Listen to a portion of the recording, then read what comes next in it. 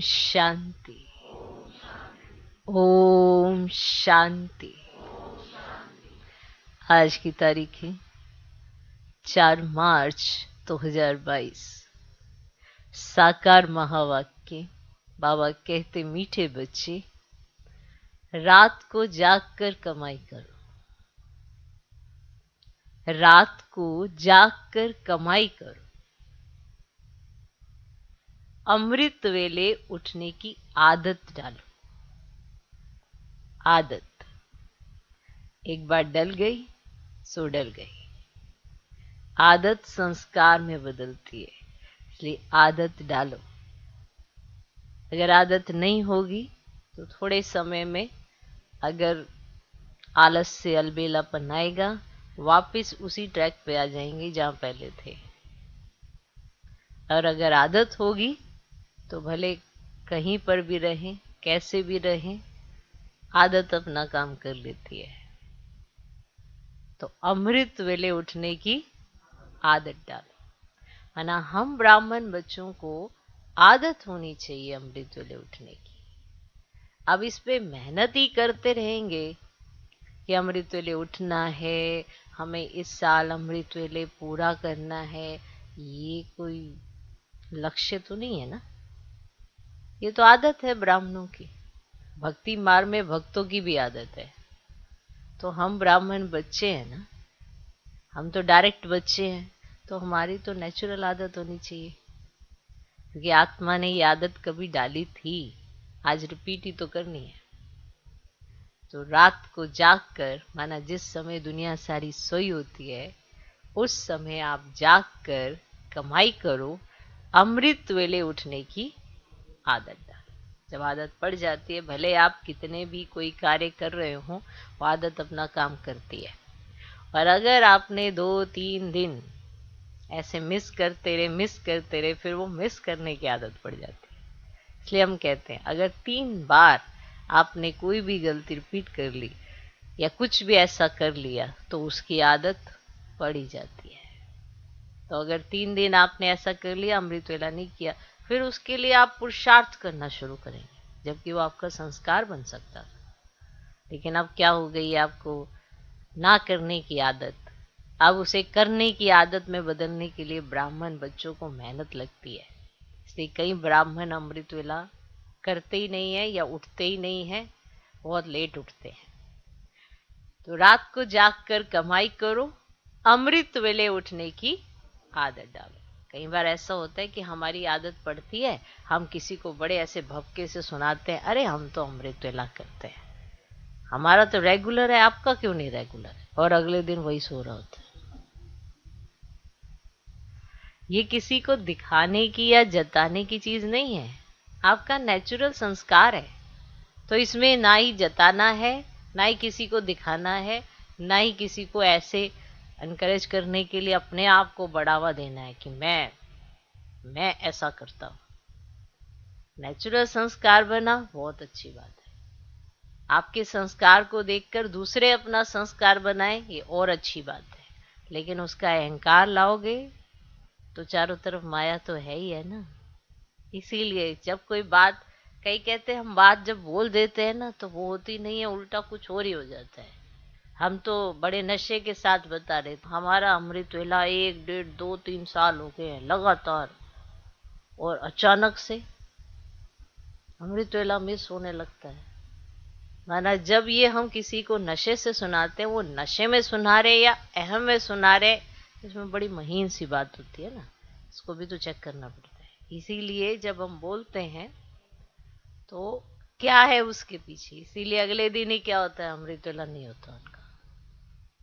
बहुत ब्राह्मण आत्माओं का ऐसा अनुभव है। आदत डालनी है। क्या डालनी है? आदत। भले आप कितने भी बिजी होंगे, अमृत वेला आपकी आंख अपने आप खुल जाएगी, इतनी प्रैक्टिस हो जाती है। सोचो, पहले तो कभी किसी के पास इतनी घड़ियां भी नहीं होती थी, वो भी उठ जाते थे, उन्हें भी पता होता था कि इस समय कौन सी वेला है, ये वेला क्या बता रही है, उन्हें पता होता था। बुजुर्गों को, पढ़े लिखे भी नहीं होते थे, उन्हें पता होता था। हम ब्राह्मण बच्चों की आदत नहीं पड़ी अभी तक, इसी पे मेहनत चल रही है कि बाबा अब जैसे ही जनवरी मास आता है ना, तो कई ब्राह्मण बच्चे बाबा से यही प्रॉमिस करते हैं, क्या, हम अमृत वेला रेगुलर करेंगे बाबा। माना कितने साल तक उनका यही प्रॉमिस चलता रहता है। और फिर जब बाबा के बनते हैं तो ये बड़ा नेचुरल प्रॉमिस होता है और ये हो भी जाता है। लेकिन धीरे धीरे वो प्रतिज्ञाएं भूल जाती हैं और कहीं और ही चले जाते हैं। ओके, तो बाबा कहते, मीठे बच्चे, रात को जागकर कमाई करो, अमृत वेले उठने की आदत डालो। आज का प्रश्न, ज्ञान में आते ही जो नशा चढ़ता है, जैसे ही बाबा के बनते हैं नशा चढ़ता है, उस नशे को स्थायी रखने की विधि क्या है? माना जब आप ज्ञान में आए, नशा चढ़ा, अब वो वाले नशे को जो आपको चढ़ा था उसको स्थायी रखने की, माना वो वैसा ही रहे, उसकी विधि क्या है?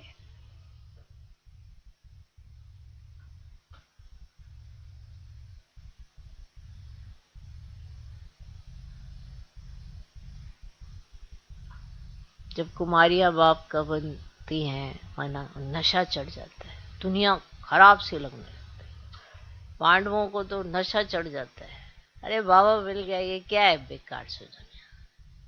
माताएं तो नाची उठती हैं, भगवान मिल गया, जिसको कभी इधर कभी उधर पता नहीं किस किस में ढूंढ रही थी। तो बताओ, ज्ञान में आते ही जो नशा चढ़ता है, उस नशे को स्थायी रखने की विधि क्या है कि वो नशा स्थायी रहे, माना बरकरार रहे? उत्तर, जब ज्ञान में नए नए आते हैं तो बहुत नशा चढ़ता है, उसी समय अपने आप से अनेक प्रतिज्ञाएं भी करते हैं, उसी समय अपने आप से अनेक प्रतिज्ञा करते हैं, भी करते हैं। बाबा कहते वे प्रतिज्ञाएं डायरी में नोट कर लो, वे प्रतिज्ञाएं डायरी में नोट कर लो। माना आपने बाबा के बनते कोई प्रतिज्ञा जरूर की होगी, वो डायरी में नोट कर लो, फिर उसे रिवाइज करते रहो, फिर उसे रिवाइज करते रहो, तो नशा स्थायी रहेगा, तो नशा स्थायी रहेगा। नहीं तो माया के तूफानों में आने से नशा उड़ जाएगा, नहीं तो माया के तूफानों में आने से नशा उड़ जाएगा।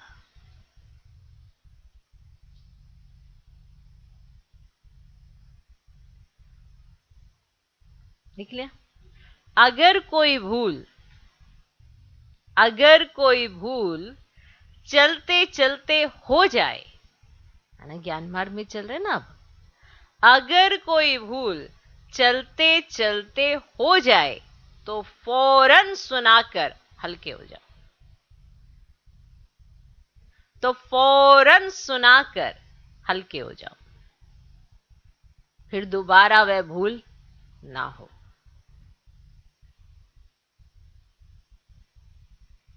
फिर दोबारा वह भूल ना हो।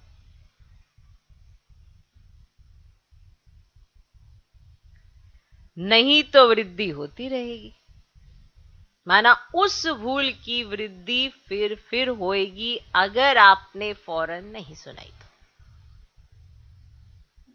नहीं तो वृद्धि होती रहेगी।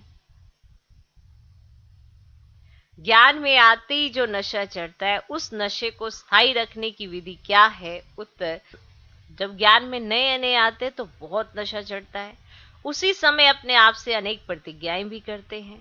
बाबा कहते हुए प्रतिज्ञाएं डायरी में नोट करो, फिर उसे रिवाइज करते रहो, तो नशा स्थायी रहेगा। नहीं तो माया के तूफानों में आने से नशा उड़ जाएगा।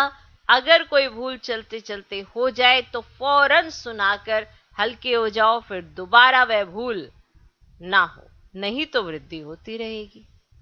आज का गीत है, दुखियों पर रहम करो माँ बाप हमारे। ओम शांति। क्योंकि दुखी तो सारी दुनिया है और याद भी करते आए हैं। तुम मात पिता, हम बालक तेरे, तुम्हारी कृपा से सुख घनेरे मिलते हैं। इस समय सारी दुनिया दुखी है, इसीलिए फिर बाप को याद करते हैं, तो मां को भी जरूर करेंगे। ये गीत बहुत अच्छा है। तुम जानते हो माँ बाप के पास जन्म लेने से हमको वर्षा मिलता है 1 सेकंड में। भारत में ये गायन है, बच्चे अब सम्मुख बैठे हैं। जगत अम्बा है तो जरूर जगत पिता भी होगा, उनके ऊपर भी कोई होगा, क्योंकि इस समय सुखधाम का वर्षा मिलना है। तो सुखधाम की स्थापना करने वाला मात पिता भी चाहिए। कोई मात पिता साहूकार होते हैं तो उनका फर्स्ट क्लास घर होता है, कोई मात पिता गरीब होते हैं तो घर भी ऐसा ही होगा। सत्युग में देखो राधे कृष्ण है, उन्हों को पहली पहली बादशाही मिली है। राधे जरूर कोई राजा के पास जन्म लेगी तो राजकुमारी होगी, और श्री कृष्ण राजकुमार होगा, फिर उन्हों को शादी करनी ही है। ये तो बरोबर है। मात पिता अब दैवी राजधानी स्थापन कर रहे हैं। देवी देवताएं सूर्यवंशी महाराजा महारानी थे। तुम जानते हो उनको ये मर्तबा कैसे मिला? राम सीता को चंद्रवंशी राजाई कैसे मिली? कलयुग के अंत में तो कुछ भी नहीं है। यह है पढ़ाई से राजाई। जैसे उस पढ़ाई से इंजीनियर, बैरिस्टर आदि बनते, अब यह है फिर पढ़ाई से राजाओं का राजा बनना। एक ही बाप है जो राजाई पद के लिए राजयोग सिखलाते हैं, और कोई ऐसी यूनिवर्सिटी नहीं जहां राज्य पद प्राप्त करने के लिए पुरुषार्थ कराया जाता। इसका नाम भी है गीता पाठशाला। गीता से तो राजाई पद मिलता है। अच्छा, वेद उपनिषद से कौन सा पद मिलता है? राजयोग तो भगवान ही आकर सिखलाते हैं। कितनी सहज बात है। कल की बात है, बरोबर लक्ष्मी नारायण का राज्य था। गाते भी हैं क्राइस्ट से 3000 वर्ष पहले देवताओं का राज्य था। उन्हों को कैसे मिला? जरूर भगवान ने विनाश के पहले पढ़ाया है, उनके बाद ही विनाश हुआ होगा। फिर राजयोग से सतयुग में राज्य पद पाया। अब यह है संगम। तुम लिख सकते हो, इस समय ही सेकंड में सूर्यवंशी चंद्रवंशी राजाई प्राप्त हो सकती है। आकर समझो। चित्रों पर तुम अच्छी तरह समझा सकते हो, अच्छी रीति से, अच्छी तरह से समझा सकते हो। अब समझाने वाले शुरूढ़ बुद्धि चाहिए, माना समझदार। शुरूढ़ बुद्धि का अर्थ समझदार बुद्धि वाले। ब्रह्मा कुमार और कुमारियां सो शिव के पोत्रे और पोत्रियां हुए, परंतु बाप कहते हैं मुझे कोटों में कोई पहचानते हैं और मुझसे वर्षा लेते हैं। माना सब ये जानते हैं भगवान के बच्चे हैं, पर भगवान आकर पढ़ाते हैं, सत्य की राजाई देते हैं, ये कोई नहीं जानते। क्यों? क्योंकि भगवान को कोटों में कोई जानते हैं, कोई पहचानते हैं। सेकंड में जीवन मुक्ति पाते हैं। फिर जीवन मुक्ति में ऊंच पद प्राप्त करने के लिए पुरुषार्थ करना है ना। हम सब बच्चे आ गए, बाबा के बन गए, ठीक है। अब सत्यु की एक राजधानी है। अब उस राजधानी में कौन क्या पोजीशन प्राप्त करेगा, उसके लिए यहां क्या चल रहा है? पुरुषार्थ चल रहा है। क्यों चल रहा है? क्योंकि बाप आकर राजधानी स्थापन करते हैं, पर कौन क्या क्या बनेगा वो हम अपने पुरुषार्थ से बनते हैं। जितना बाप का कहना मानेंगे उतना आगे बढ़ेंगे, उतना उच्च पद। अब टीचर पढ़ाए और स्टूडेंट पढ़े तभी अव्वल नंबर आए। अब टीचर पढ़ाए स्टूडेंट ना पढ़े तो नंबर कैसे आएंगे? इसीलिए बाप समझा रहे हैं, टीचर बनकर पढ़ा रहे हैं, और सतगुरु बनकर आपको वरदान भी देते हैं कि दिक्कत ना आए, कि रावण के राज्य में कोई मुश्किलात ना हो। और इसके आधार पर आप वर्षा पालें। अब इतने सारे बच्चे हैं, अब इतने सारे बच्चों में कौन क्या बनेगा ये भगवान नहीं बताते हैं, ये हमारे कर्म बताते हैं, हमारा पुरुषार्थ बताते हैं। इसीलिए पुरुषार्थ कराया जाता है। भगवान खुद बैठकर पुरुषार्थ कराते हैं कि हम कर लें। ओके, समझ गए? समझ गए? तो जीवन मुक्ति में उच्च पद प्राप्त करने के लिए पुरुषार्थ करना है। ये सब समझाने के लिए ये मेले प्रदर्शनी निकले, ख्यालात चलते हैं, नई नई पॉइंट्स निकलती हैं, दिन प्रतिदिन चित्र आदि सहज निकलते जाते हैं और निकलते सब ड्रामानुसार ही है। कल पहले जो एक्ट चली है वही चलनी है। ऐसा कोई लिख ना सके ये कि यह प्रदर्शनी 5000 वर्ष के बाद फिर इस समय निकाली गई है, फिर कल के बाद निकालेगी। ऐसा कोई और नहीं लिख सकता। लिख सकता है कि 5000 वर्ष के बाद फिर कल्प के बाद ये निकलेगी? कोई और लिख सकता है? ऐसा नहीं। एक ही बार कल्प के संगम पर यह प्रदर्शनी निकलती है अथवा 5000 वर्ष के बाद यह प्रदर्शनी परम पिता परमात्मा से सेकंड में जीवन मुक्ति पद पाने अथवा समझाने के लिए हम निकालते हैं। एक्यूरेट तो आपको बताना पड़ेगा ना कि प्रदर्शनी कैसे निकली, किसने निकाली, और आप कौन हो समझाने वाले, और आपको कैसे समझ में आई, तो सब बताओगे ना। अब ये सब देश देशांतर में जाएगी, नई नई पॉइंट्स बाबा समझाते रहेंगे, एडिशन करेक्शन होती रहेगी। क्लियर? वो लोग रामायण आदि छपाएंगे तो वही छपाएंगे, इसीलिए हमको कहते हैं आगे तुम क्या लिखते थे अब क्या लिख रहे हो। अब वो तो जो एक बार छपा देंगे वही छपाएंगे, और हम बाबा के द्वारा उसमें एडिशन और करेक्शन करते रहेंगे ना। जैसा जैसा हमारी बुद्धि का विकास होता जाएगा, विशाल होती जाएगी, बाबा उसमें करेक्शन कराते जाएंगे, हमें समझ में आती जाएगी। अब शुरू में ही बाबा बता देता मैं छोटी बिंदी, तो कैसे समझ आती बिंदी, इसलिए कहा अंगुष्ठा में से। ठीक है? और फिर उसके बाद धीरे धीरे धीरे बाबा बिंदी पे ले आया। कहता ये ठीक है, अब मैं बिंदी तुम बिंदी एक समान हो गए, अब बनो बाप समान। ठीक? अब पहले बुद्धि इतनी कहाँ विशाल थी, माना इतना ज्ञान कहाँ समझ में आता है, इसीलिए धीरे धीरे धीरे धीरे बाबा ने अब अच्छा अब समझ आएगा। अब इतनी सारी बातें जो आज आपको समझ में आ रही है पहले थोड़ा इतनी क्लियर थी, इसलिए बाबा समझा रहे कि वो तो जो छपाएंगे वही छपाएंगे। इसीलिए हमको कहते हैं आगे तुम क्या लिखते थे अब क्या लिख रहे हो। बाबा कहते हैं मैं तो रोज नई बातें सुनाता हूं, करेक्शन करता रहता हूं, मैं तो रोज रोज नई बातें सुनाता हूं। सब इकट्ठी थोड़े ही सुनाऊंगा, सारी इकट्ठी सुना दूंगा क्या? सब इकट्ठी थोड़े ही सुनाऊंगा। उन्होंने लिखा है युद्ध के मैदान में गीता सुनाई, 18 अध्याय की गीता बनाई है। जो संस्कृत में होशियार होते हैं वे आधा घंटे में श्लोक कंठ कर लेते हैं। ठीक? अब मुख्य है ही गीता, बाकी भागवत में तो कहानियां हैं। गीता को ही संस्कृत में बना है, छोटी सी गीता संस्कृत में बनाई है। ज्ञान सागर बाबा तो इतना ज्ञान सुनाते हैं, जो सागर को स्याही बनाओ, अब जंगल को कलम बनाओ, सारी पृथ्वी को कागज बनाओ तो भी पूरा ना हो सकता है? नहीं ना। इतना सारा ज्ञान है, इतना सारा ज्ञान है, सुना है ना आपने? ये सारा इतनी सी छोटी सी गीता में आ सकता है क्या? नहीं आ सकता ना। और उन्होंने तो 18 अध्याय में पूरा कर दिया, परंतु ऐसे तो है ही नहीं ना। कोई संस्कृत की बात, हिंदी भाषा चलती है, भाषाएं तो ढेर हैं, सब भाषाएं एक तो नहीं सीख सकते, है ना। एक व्यक्ति सारी भाषाएं नहीं सीख सकते, कोशिश करके 5-6 भाषाएं कोई सीख जाता है तो उनका भी बहुत मान होता है, जहां जहां जरूरत होती है उसको बना लेते हैं। चलो ठीक है, इसने अभी भाषा सीखी है तो वो ट्रांसलेटर बन जाता है। कोशिश करके 5-6 भाषाएं कोई सीख जाता है तो उनका भी बहुत मान होता है।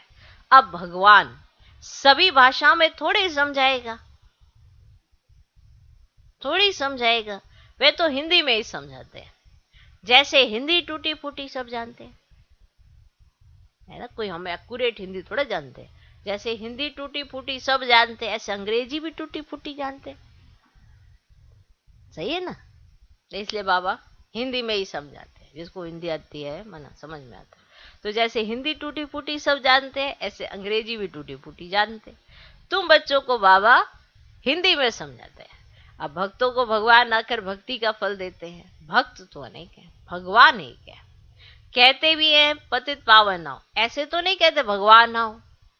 सबका बाप एक ही है, सबका गॉड फादर एक है, वह क्रिएटर है। क्रिएट करेंगे सुख के लिए। बाप बच्चों को सुख के लिए ही चाहते हैं। बाप बच्चों को सुख के लिए ही चाहते हैं ना, सुख के लिए ही क्रिएट करेंगे, दुख देने के लिए थोड़ा क्रिएट करेंगे। गॉड फादर स्वर्ग रचते हैं और जिन्हों को स्वर्ग का मालिक बनाते हैं उन्हों को गॉड गॉडेज कहा जाता है। नहीं वंडरफुल बात है। गॉड जिन्हें ऐसा बनाते हैं उन्हें फिर गॉड गॉडेज कहा जाता है। परंतु सबको नहीं कहेंगे, सबको गॉड गॉडेज नहीं कहेंगे, ये बहुत गुप्त बातें हैं। गॉड फादर एडम ईव द्वारा कैसे सृष्टि रचते हैं, गॉड अलग है, ये धीरे धीरे समझते जाएंगे। झाड़ वृद्धि को पाता रहेगा। भारत को ही मुक्ति जीवन मुक्ति मिलती है, सुखधाम भारत बनता है। पहले भारत ही प्राचीन खंड था जहां देवी देवताएं राज्य करते थे। उसके बाद इस्लामी बोधी आदि खंड स्थापन हुए। बिल्कुल सहज है। जिस समय जिसका सैपलिंग लगना है उन्हों का ही लगता है। माना सैपलिंग उनका जिस समय लगना है। उसके बाद की बात आती कि उन्होंने कैसे कर्म करने हैं, वो तो उनके ऊपर अपने ऊपर डिपेंड करता है, कैसी उनकी अवस्था उन्होंने बनाई थी। ओके, तो ये उन्हों का ही लगता है। देखो कैसे कैसे पत्र लिखते हैं। बाबा हम ना 4 दिन के बच्चे हैं, बाबा हम ना आपके 4 दिन के बच्चे हैं, हमने आपको पहचान लिया बाबा, ऐसे लिखते हैं। कोई तो कितने वर्षों तक भला आते रहते हैं परंतु कभी पत्र भी नहीं लिखते। भला आते रहते हैं परंतु कभी पत्र भी नहीं लिखते। कोई तो फट से पत्र लिखते हैं। आगे चलकर माया के तूफान बहुत आएंगे। तूफान से पुराने पत्ते भी गिर जाते हैं। नयों को पहले पहले खुशी का पारा बहुत चढ़ता है। बाबा हम आपके होकर रहेंगे, परंतु माया कम नहीं है, माया कम नहीं है। जब प्रतिज्ञा करते हो तो डायरी पर नोट रखो, तो हमने क्या क्या प्रतिज्ञा की है। कई तो प्रतिज्ञा कर फिर कभी डायरी को देखते भी नहीं है, इससे क्या फायदा। आपने कभी अपनी डायरी खोल के नहीं देखी कि आपने क्या अपने साथ वचन किया था, क्या आपने प्रतिज्ञा की थी, तो फिर फायदा ही क्या लिखने का, इससे क्या फायदा। ऐसे नहीं हमारे पिछाड़ी वाले पढ़ेंगे। यहां तो कोई पोतरे पोतरियां आदि रहने नहीं है। जिसने जो उठाया सो उठाया, ना पढ़ा तो कच्चा ही रह जाएगा। थोड़ी भूल कर फिर बताया नहीं तो भूल वृद्धि को पाती रहेगी। एक कहानी भी है, एक कहानी है, किसी ने अपनी गलती बताई नहीं और फिर गलती वृद्धि को पा गई, और फिर इस पे एक कहानी बनी है। कि एक कहानी भी है क्या, कि मां का कान पकड़ा कि तुमने मुझे पहले क्यों नहीं सुनाया, कि तुमने मुझे मेरी गलती पे पहले क्यों नहीं सुनाया, माना क्यों नहीं समझाया। क्योंकि कोई भी बच्चा जब गलती कर देता है तो मां को पता तो चलता ही है। अब मां अगर उसको इग्नोर कर देती है उसकी गलती बढ़ती चली जाती है। लेकिन अगर पहले ही कदम पे जब बच्चा सुनने की उस पोजीशन पे है, कहीं सोचते हैं नहीं बच्चा नहीं सुन रहा, इतने से 2-3 साल के बच्चों को भी कही गए थे नहीं अभी सुन नहीं रहा है, वो सुनने की पोजीशन में ही है, उसके पास और कोई नहीं है जो उसको सुनाने आएगा, उसके पास वो माँ बाप ही है। तो बचपन से जब माँ बाप उसको अच्छी शिक्षाएं देते हैं तब जाके बड़ा होकर बच्चा ऐसा लायक बनता है। ऐसे नहीं है कि अभी पहले से ही पनप के ऐसे हो जाता है। तो बच्चे को शिक्षा दी जाती है, छोटेपन से ही शिक्षा देनी शुरू कर दी जाती है उसको कि हाँ ये नहीं करना, किसी के घर से कोई सामान नहीं उठाना, कोई कहे कि ये खा लो तो लेना नहीं, कोई रास्ते चलते तुम्हें कुछ दे तो लेना नहीं। अब अच्छी चीज तो है लेकिन वो मानता है ना कहना अपने माँ बाप का। क्यों, माँ क्या कहती है कि मेरे बच्चे का नुकसान ना हो जाए, पता लगे कोई ऐसी कोई चीज खिला के ले जाए सिखाती है ना, क्यों सिखा रही है? गलत चीजों से बचाने के लिए ही सिखा रही है ना, तो सिखाना चाहिए। अगर कोई बच्चा गलती करे तो सिखाना पड़ता है। अगर नहीं सिखाओगे तो उसको कैसे पता चलेगा कि ये गलती है? आपके पास तो अनुभव है ना, तो आप अपने अनुभव से सिखा तो सकते हो ना। या आपने किसी का देखा है, सुना है, तो बताओगे तो सही। जितने भी जेल में चले जाते हैं या चोरी चकारी ऐसे करते हैं, तो माँ बाप बताते हैं ना कि देखो उसने ऐसा किया, तो उसके साथ भी कहानी बना के सुनाते हैं ना। सुनी है ना कहानियां, दादी नानियां किस लिए सुनाती थी? शिक्षा देने के लिए सुनाती थी। ऐसे तो पहले ऐसे करके शिक्षा दी जाती थी, तो सारे सुधरे सुधराए रहते थे। अब कौन शिक्षा देने वाला? अब तो कार्टून चल रहा सामने। तो बताओ, जिसने जो उठाया सो उठाया, ना पड़ा तो कच्चा ही रह जाएगा। थोड़ी भूल कर फिर बताया नहीं तो भूल वृद्धि को पाती रहेगी। एक कहानी भी है कि माँ का कान पकड़ा कि तुमने मुझे पहले क्यों नहीं सुनाया, पहले सुनाती तो मुझे जेल नहीं मिलता। ये सब दृष्टांत है, माना समझ लेने के लिए सब दृष्टांत है। कभी चोरी नहीं करनी चाहिए, नहीं तो आदत पड़ जाएगी और धर्मराज के बहुत डंडे खाने पड़े।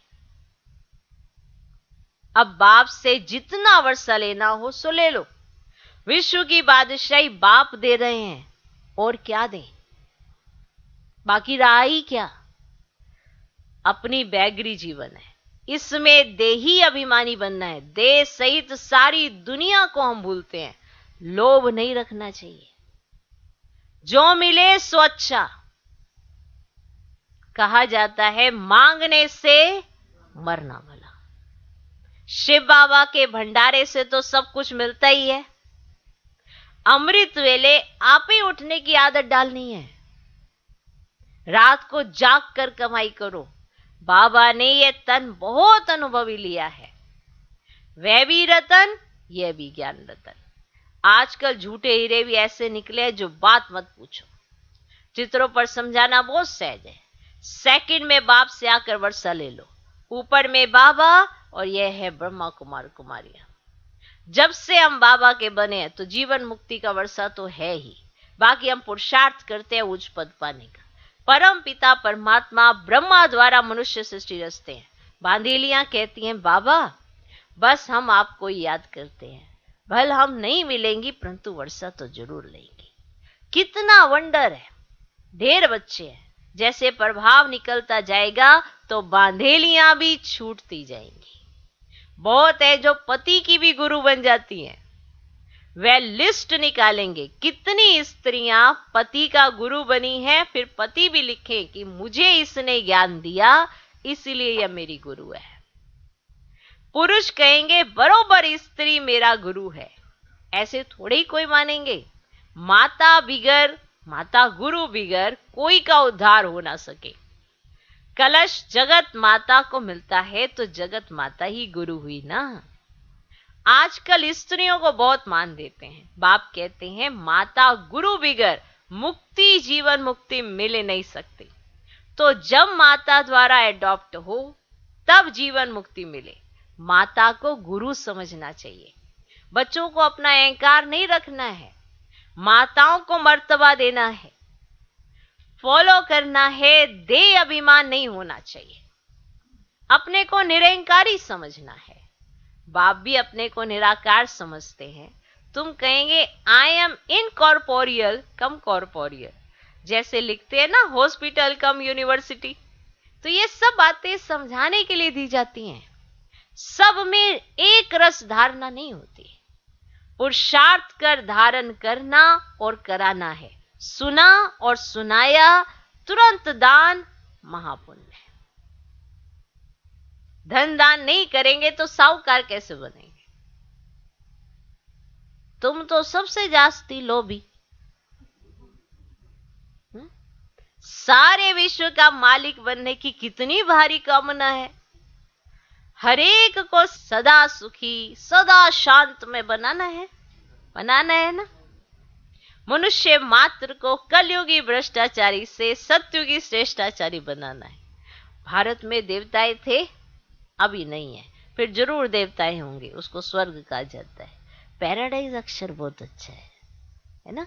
हम पुरुषार्थ कर रहे हैं ना स्वर्ग का मालिक बनने के लिए, तो एक बाप के सिवाय बाकी सब भूल जाना है, सबसे मोह नष्ट हो जाना चाहिए। अच्छा, मीठे मीठे सिकिल देव बच्चों प्रति मात पिता बाप दादा का याद प्यार और गुड मॉर्निंग। रूहानी बाप की रूहानी बच्चों को नमस्ते। हम रूहानी बच्चों के भी रूहानी बाप को नमस्ते नमस्ते नमस्ते। Good morning good morning good morning. धारणा के लिए मुख्य सार, पहला पॉइंट, इस बेगरी जीवन में पूरा पूरा देही अभिमानी बनना है।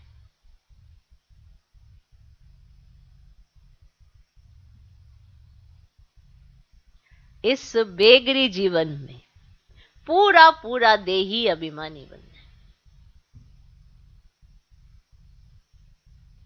किसी भी चीज का जास्ती लोभ नहीं रखना है।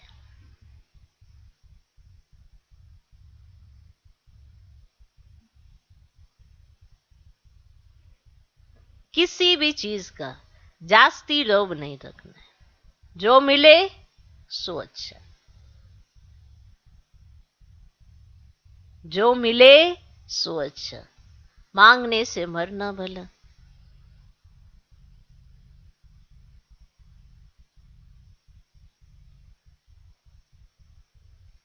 इस बेगरी जीवन में पूरा पूरा देही अभिमानी बनना है।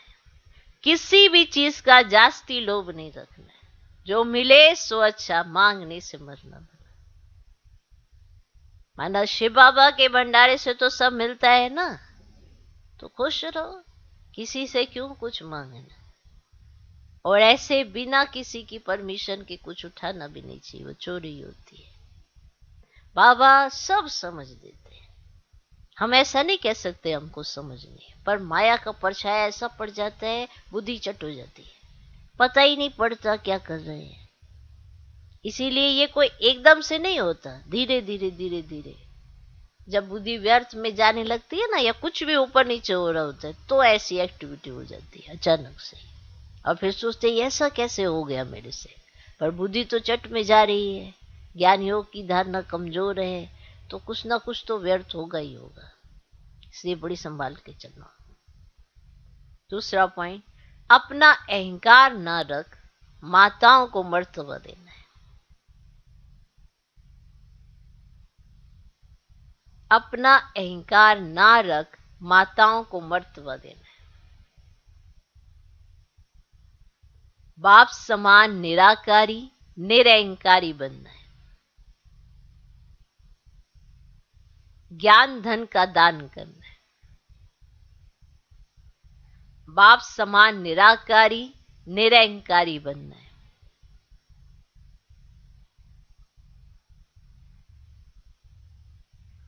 ज्ञान धन का दान करना है। आज का वरदान, आज का वरदान चारों ही सब्जेक्ट को, बहुत वंडरफुल वरदान है, चारों ही सब्जेक्ट को अपने स्वरूप में लाने वाले विश्व कल्याणकारी भव। चारों ही सब्जेक्ट को अपने स्वरूप में लाने वाले विश्व कल्याणकारी भव। चार सब्जेक्ट कौन से? ज्ञान, योग, धारणा, सेवा।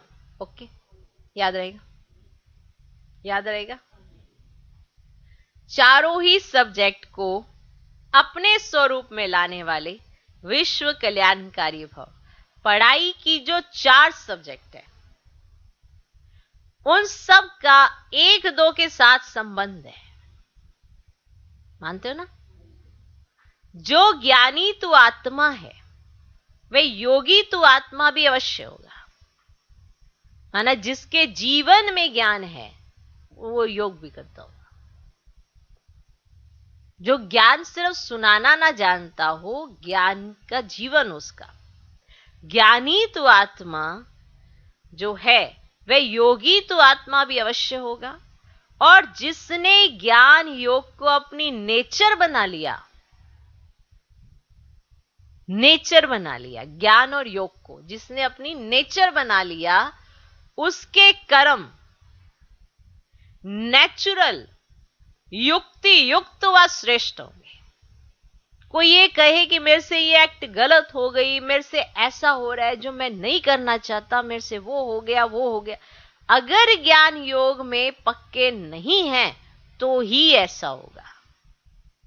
अगर ज्ञान और योग नेचर बन गया तो आपके जो कर्म है वो नेचुरल युक्ति युक्त हो जाते हैं। माना उसके लिए आपको ज्यादा प्रेशर नहीं देना पड़ता अपने ऊपर, या अटेंशन देने की जरूरत नहीं, आप ज्ञान योग पर अटेंशन दीजिए। तो ज्ञान योग पर अटेंशन होने से, वो नेचुरल नेचर हो जाने से आपके कर्म जो है वो नेचुरल युक्ति युक्त होते हैं, वह श्रेष्ठ बनेंगे। ओके, स्वभाव संस्कार धारणा स्वरूप होंगे। जो आपका स्वभाव होगा और जो आपका संस्कार होगा उसमें धारणाएं होंगी ही होंगी, क्योंकि एक तो आपके कर्म जो है वो युक्ति युक्त और श्रेष्ठ हो रहे हैं, तो आपका स्वभाव और संस्कार कैसा होगा? धारणा युक्त होगा ना। क्या बोलना चाहिए क्या नहीं बोलना चाहिए, इसके लिए आपको प्रेशर देने की जरूरत नहीं पड़ेगी अपने ऊपर। मुझे कम बोलना चाहिए, मीठा बोलना चाहिए, थोड़ा बोलना चाहिए, धीरे बोलना चाहिए, ये करना चाहिए, वो करना चाहिए। आप ज्ञान योग ठीक करो, ज्ञान योग से अपने कर्म युक्ति युक्त करो, उसके बाद आपका स्वभाव संस्कार जो है वो धारणा युक्त हो जाता है। एक एक चीज पर अटेंशन खिंचवाओगे अपना, तो किसी एक पर आज खिंचवाओगे, किसी पे कल पे दूसरे पे खिंचवाओगे, नेचुरल नहीं बनेगा। इसलिए आज का वरदान विशेष है, इस पर चिंतन भी करना कि स्वभाव संस्कार धारणा स्वरूप होंगे, और जिनके पास इन तीनों सब्जेक्टों की अनुभूति का खजाना है, ज्ञान योग धारणा, ये तीनों जो खजाने हैं, इसका अनुभव जिसके पास होगा, अनुभूति का खजाना होगा, वह मास्टर दाता अर्थात सेवाधारी स्वतः बन जाता है। क्लियर हुआ? तो चारों सब्जेक्टों का कनेक्शन है। कोई ये कहे कि मेरा योग बड़ा अच्छा है पर मैं ज्ञान में बड़ा कच्चा हूं, ज्ञान की धारणा नहीं होती है, पॉसिबल ही नहीं है। पहले ज्ञान की धारणा होती है तब योग लगता है, क्योंकि ज्ञान से आपको बाप की समझ मिलती है, तभी तो उससे योग लगाओगे। और अगर योग लग गया तो आपके कर्म अच्छे हो जाते हैं, और कर्म अच्छे हो गए तो आपका स्वभाव संस्कार मना धारणा स्वरूप तो होगा ही होगा। उस स्वभाव संस्कार में बाप की श्रीमत शामिल होगी तो धारणाएं भी हो गई। तो जिसके पास इन तीनों सब्जेक्ट की अनुभूतियों का खजाना है, वह मास्टर दाता अर्थात सेवादारी स्वतः बन जाते हैं। जो इन चारों सब्जेक्ट में नंबर 1 लेते हैं, उन्हें ही कहा जाता है विश्व कल्याणकारी। बहुत जबरदस्त, इस पे चिंतन करना, होमवर्क समझ लो ये आज का, इस पे चिंतन करके जरूर विचार करना। आज के सारे दिन में आप जरूर चेक करना क्या सच में मैं चारों सब्जेक्टों पे इसी रीति से ध्यान दे रहा हूं, क्योंकि आपकी पढ़ाई के 4 सब्जेक्ट हैं और चारों में नंबर 1 लेना है। आज का स्लोगन, माया के विकराल रूप के खेल को, माया के विकराल रूप के खेल को साक्षी होकर देखो तो निर्भय रहेंगे। माया के विकराल रूप के खेल को साक्षी होकर देखो तो निर्भय रहेंगे।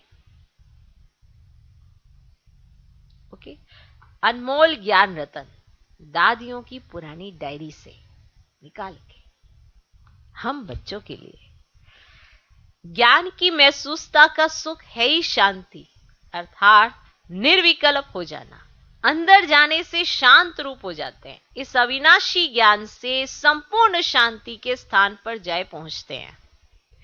शांत अर्थात योग निष्ठी अवस्था को धारण करने से योग की बहुत तेज माना लाइट निकलती है।